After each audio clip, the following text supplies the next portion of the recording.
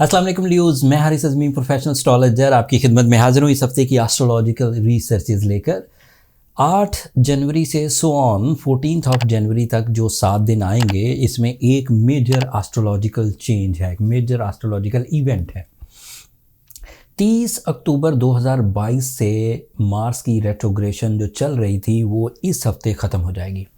11 तारीख को मार्स आपके 11th एंगल पर डायरेक्ट हो जाएगा। This is technical news. एक छोटी सी टेक्निकल और न्यूज़ है कि अब 2022 में मार्स ने दोबारा रेट्रोग्रेड नहीं होना। अगले साल के शुरू में ही 1 जनवरी को रेट्रोग्रेड होगा। तो throughout the year Mars Leos के लिए फेवरेबल रहेगा। इसकी फेवर के एडवांटेजेस सुनिए। ये 11th एंगल पर है। तमाम Leo property agents, builders, real estate से रिलेटेड इंडस्ट्री, अगर आप ल्यू हैं तो उससे फ़ायदा उठा पाएंगे। आपके लिए ट्रैवलिंग फैसिलिटीज़ 11 जनवरी से ऑन हो जाएंगी। आपके अंदर ब्रेवरी लेवल्स, जो ल्यू की एक प्रॉपर्टी है, ल्यू का एक खासा है, वो बढ़ जाएगा। ल्यू को 2 अदरवाइज एडवांटेजेस भी मिलेंगे। अपने घर को बड़ा करने के लिए, अपनी तालीमी सरगर्मियों को बढ़ाने के लिए, अपने बुज़ुर्गों के साथ ताल्लुकात को बेहतर करने के लिए, अपने बॉसेस के साथ अपने आपके ताल्लुकात को बेहतर करने के लिए 11 जनवरी से सो ऑन आपके लिए गोल्डन टाइम शुरू होने लगा। इस टाइम के एवज जो परफॉर्मेंसेस भी आप करेंगे वो परफॉर्मेंसेस आपकी जो फ्यूचर है उसे सिक्योर करता जाएगा। आपकी वो प्रॉपर्टी बनता जाएगा, इनहेरिटेंस सादा लफ्ज़ों में। रिस्पेक्ट, इख्तियारात, मटीरियल एडवांटेजेस, ब्रेवरी, ये 4 चीज़ें एक सीक्वेंस में आपको मिलेंगी। एक चीज़ मिलेगी तो दूसरी मिलेगी, दूसरी मिलेगी तो तीसरी मिलेगी, इस तरह ये लगातार चलेंगी। एंड आपके लिए आपका जो सूरज है, आपका जो रूलिंग प्लैनेट है, वो इस वक्त 6th एंगल पर है। This is another positive thing. जब सूरज आपके लिए 6th एंगल पर आपको स्टेमिनाइज्ड कर रहा है, ऑर्गन परफॉर्मेंसेस डेवलप कर रहा है, पर्सनैलिटी को फ्लरिश कर रहा है, नेचुरल स्किल्स को मैच्योर कर रहा है, डिसीजन पावर को एक्यूरेट कर रहा है।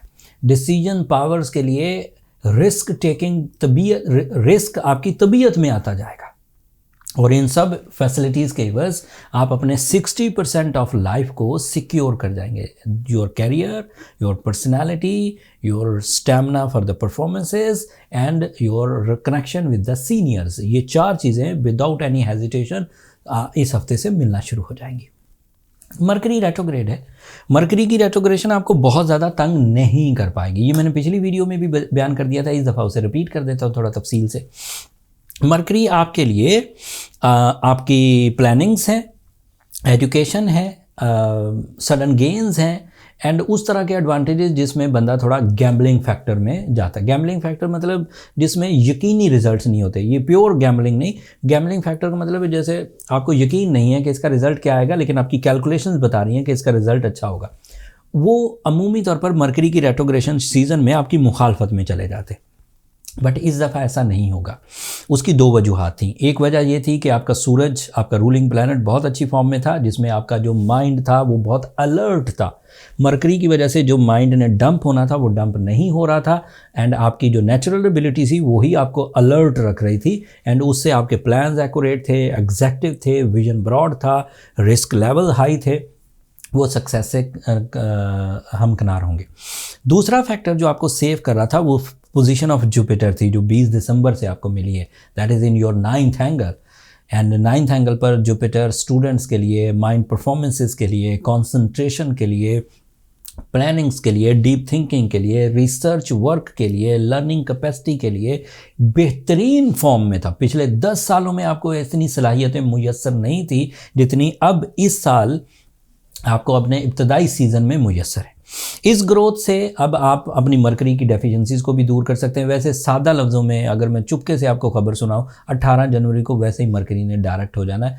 मरकरी चाहे कितना भी तंग कर ले, ज़्यादा लंबा नहीं चलेगा एंड अदरवाइज़ भी मैंने आपको कई पेशंगोइयाँ कर दी, मरकरी आपको तंग नहीं करेगा। So be relax, there is no need for any worries type कि परेशान हो जाए।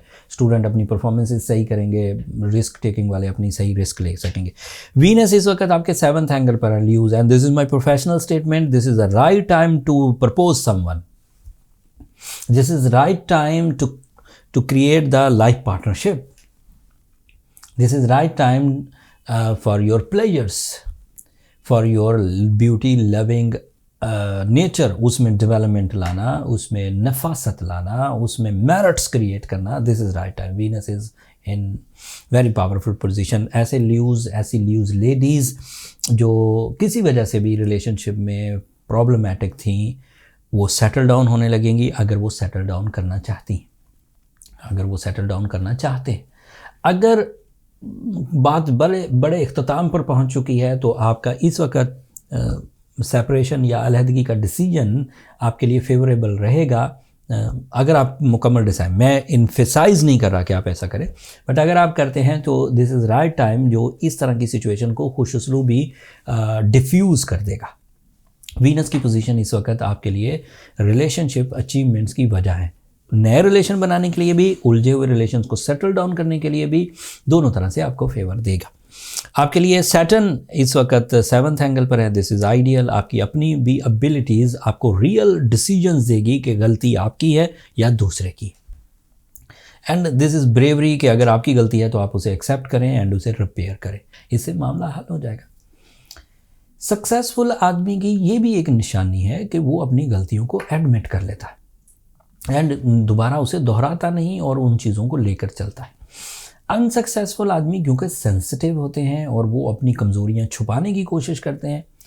आपने देखा होगा जितने भी सक्सेसफुल पीपल इंटरव्यू देंगे वो अपनी वो जो वीक साइड थी जो उनके फ्यूचर में थी, जब वो अनसक्सेस, उस वक्त नहीं वो बताते, उस वक्त वो भी यही बिहेव कर रहे होते हैं, छुपाते हैं। अगर उन्हें नौकरी ना मिले तो वो अपनी बात को छुपाते हैं कि मुझे नौकरी नहीं मिल रही, लेकिन जब वो सक्सेसफुल हो जाते हैं, बहुत सक्सेसफुल हो जाते हैं, फिर वो बताते हैं कि कोई ज़माना था मुझे कोई नौकरी नहीं देता था, कोई ज़माना था लोग मुझे रिजेक्ट कर देते थे। फिर वो उसे अपनी सक्सेसफुल स्टोरी के तौर पर बनाते हैं कि मुझे कोई लेता नहीं था, फिर मैंने बहुत परफॉर्मेंसेस की एंड फिर लोग मुझे एक्सेप्ट करने लगे, लेकिन उस वक्त वो छुपाते हैं। ये अनसक्सेसफुल पीपल का प्रॉब्लम होता है, वो सेंसिटिव बिहेव कर रहे होते हैं। जब वो सक्सेसफुल हो जाते हैं, कोई बंदा आकर उनको कोई राय देता है, उनकी राय अच्छी होती है, वो एक्सेप्ट कर लेते हैं एंड उन्हें पता होता है कि वी आर सक्सेसफुल, हमारा कुछ नहीं बिगड़ेगा। एंड इसी तरह फिर उनके अंदर स्पिरिचुअल जो परफॉर्मेंसेज हैं वो भी नेचुरली होने लगती हैं, वो लोगों को हेल्प आउट करने लग जाते हैं, वो ये सोचने लग जाते हैं कि मैं कामयाब हो गया हूँ, मैं किसी को भी कामयाब कर सकता हूँ एंड मेरी कामयाबी पे कोई फ़र्क नहीं पड़ेगा, आई एम पायनियर या I am master of this field. So जब अब इस वक्त जो परफॉर्मेंसेज इस वक्त ल्यूज़ की चल रही हैं वो मास्टर लेवल पर पहुँच चुकी हैं। इस वक्त ल्यूज़ को ये इख्तियार करना चाहिए कि वो अपनी कामयाबियां आराम से ग्रैब करें, सिचुएशन बनी हुई है, लेकिन अपने डिपेंडेंट्स की कामयाबियों की भी बेस बनाते जाएं, अपने दोस्त अहबाब की, अपने बहन भाइयों की, अपने कुलीग्स की या डिपेंडेंट्स की जो आपकी तरफ देखते हैं उनके लिए भी सपोर्ट करें। वसाइल आपके पास मुयस्सर रहेंगे, डिसीजन पावर आपके पास मुयस्सर रहेगी, ब्रेवरी आपके पास मुयस्सर रहेगी एंड अदरवाइज़ भी जैसे सोलर सपोर्ट जिसे हम फसलें बहार कह सकते हैं वो आपके पास मुयस्सर रहेगी। बट इस सारी सिचुएशन में आपके पास दिन थोड़े हैं। 7 मार्च को आज से 3 महीने के बाद सैटर्न आपके 8th एंगल पर चला जाएगा एंड आपके फिर उस वक्त 2.5 ईयर नेगेटिव शुरू होंगे।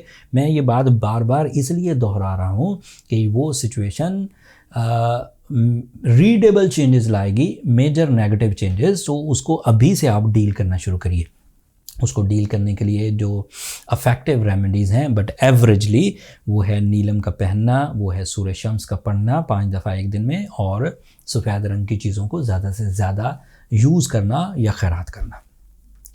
अगर आप ऑलरेडी ऐसे ल्यूज़ हैं जिसने ब्लू सफ़ायर पहना हुआ है, सूरज शम्स की तिलावत वो डेली कर रहे हैं 5 दफ़ा तसलसल से और मामला फिर हल नहीं हो रहे, तो फिर आपको अपनी पर्सनल कैलकुलेशंस की तरफ जाना चाहिए ताकि ज़्यादा टाइम वेस्ट ना हो और चीज़ों को जज किया जा सके कि प्रॉब्लम कहाँ है और चीज़ें ठीक क्यों नहीं हो रही।